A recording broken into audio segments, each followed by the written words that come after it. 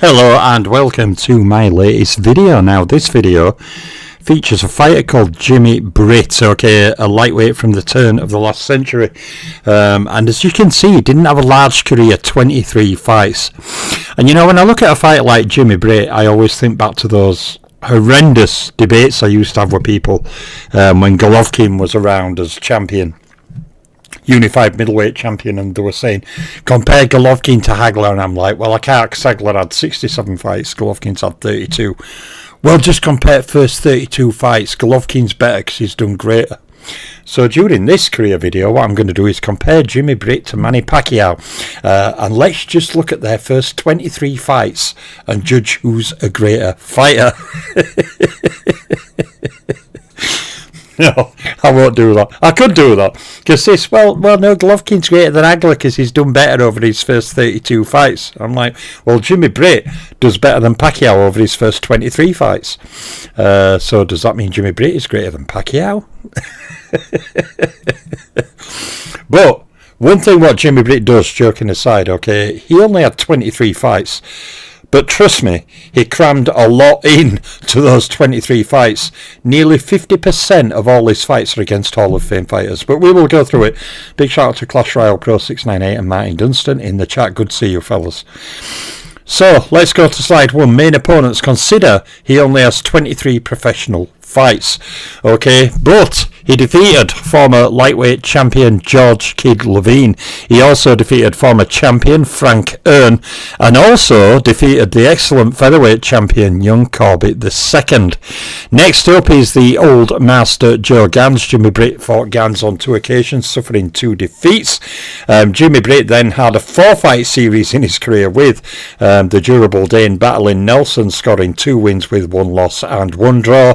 And he also fought to a draw against terrible Terry McGovern.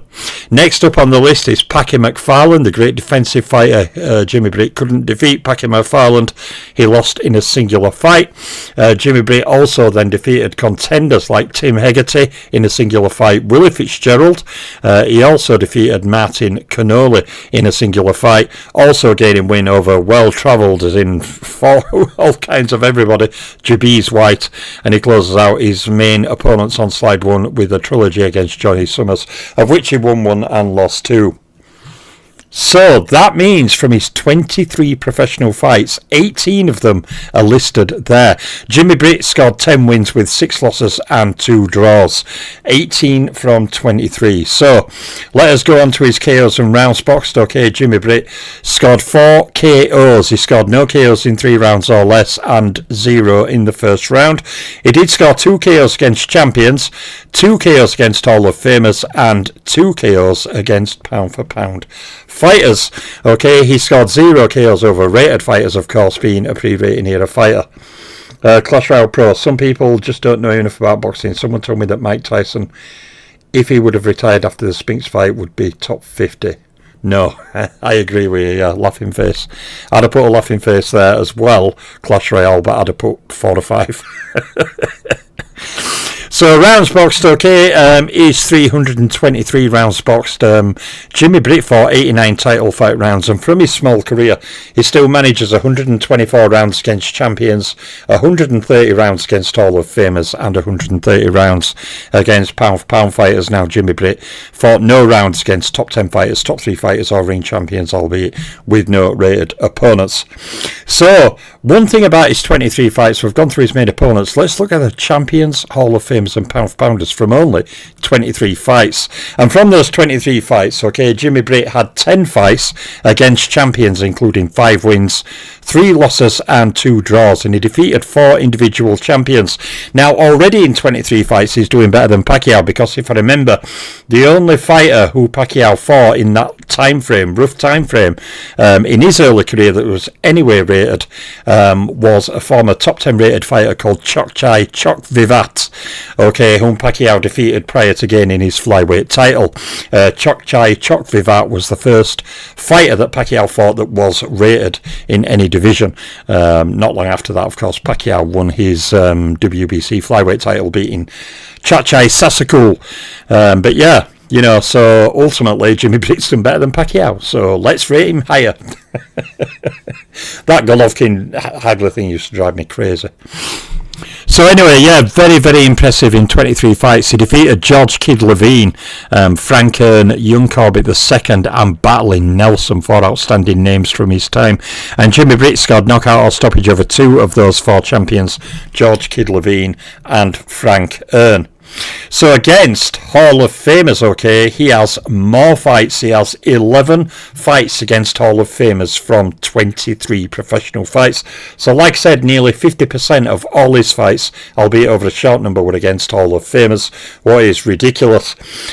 Jimmy Britt, okay, had a slight winning record of 5 wins, 4 loss and 2 draw against those Hall of Famers, and he beat 4 Hall of Famers, the same fighters who were champions, George Kid Levine, Frank Hearn, Young Corbett II, and Battling Nelson, and Jimmy Britt stopped George Kid Levine and Frank Hearn, so like with the champions, 2 from 4. And when we go on to the pound for pounders, we see it's the same names.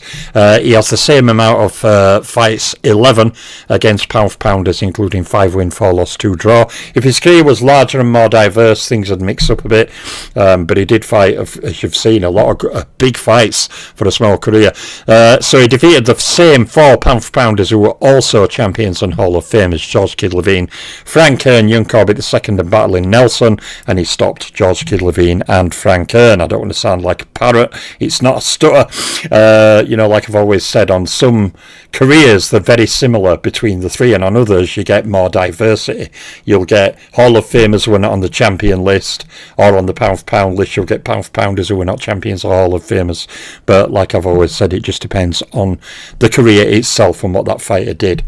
So going on now, okay, to rated opponents now. As we know from the rounds against rated opponents, Jimmy Britt has a solid pre-rating. He had a fighter, had no fights against rated opponents, so no top 10 fights, top 3 fights or ring champions. He thus by default defeated no individual rated fighters and scored knockouts over 0 rated fighters individually. Going on to title fights, okay, Jimmy Britt from his 23 professional career fights had 6 world title fights, including 3 wins, 3 losses and no draws. Now Jimmy Britt made 2 title defences and he scored 1 title fight KO. Now of course he had no wins against top 10 fighters, top 3 fighters or ring champions, but Jimmy Britt did score 1 win apiece against champions, Hall of Famers and pound for pounders in title fights. So a short title fight career, but again, you know, when we look at his titles, he was an undisputed champion, unlike Pacquiao in his first 23 fights. I'm sorry, I don't rate Jimmy Britt above Pacquiao at all. It was just referencing, I used to get everybody coming at me saying, well, look what Golovkin's done. Monzon won a champion in 30 fights. Golovkin is. So Golovkin's greater. I'm like, no. And same with Hagler does it. It used to drive me crazy, the ridiculousness of it. But I'll not get distracted. Okay, so looking at world titles, when Jimmy Britt held the world lightweight title, he was also a lineal lightweight champion and an undisputed lightweight champion of the world. So Jimmy Britt had a small career, okay, 23 professional fights, mixed in very, very good company in those 23 fights. His career reminds me more of a James J. Jeffries, whereas Jimmy Britt has more defeats. Like James J. Jeffries, had just over 20 fights, fought a very high level of opposition in that short fight number. Now to me, Jimmy Britt could have had more fights rather than the side distractions all going on, you know, fighters fighting exhibitions and travelling around. And I'm like, you know, if Jimmy Britt would have had 100 fights, you know, I doubt he'd have been like top 10 or top 40 or whatever, but he'd have certainly, with his capabilities as being a fine boxer in his time, certainly accomplished a lot more. But I think what he did in 23 fights, being an undisputed lineal world champion with nearly 50% of all his fights against Hall of Famers, including those great wins he has over fighters like Battling Nelson, Young Corbett II, Frank Hearn, Kid Levine, you know, fantastic little record. Just a shame that he didn't do more. But there's Jimmy Britt. He will join my lightweight playlist. Okay, so today I've uploaded the start matchup, Canzoneri Duran. I've done the heavyweight fight card on my community post. Larry Holmes had a really tough fight against Joe Jeanette.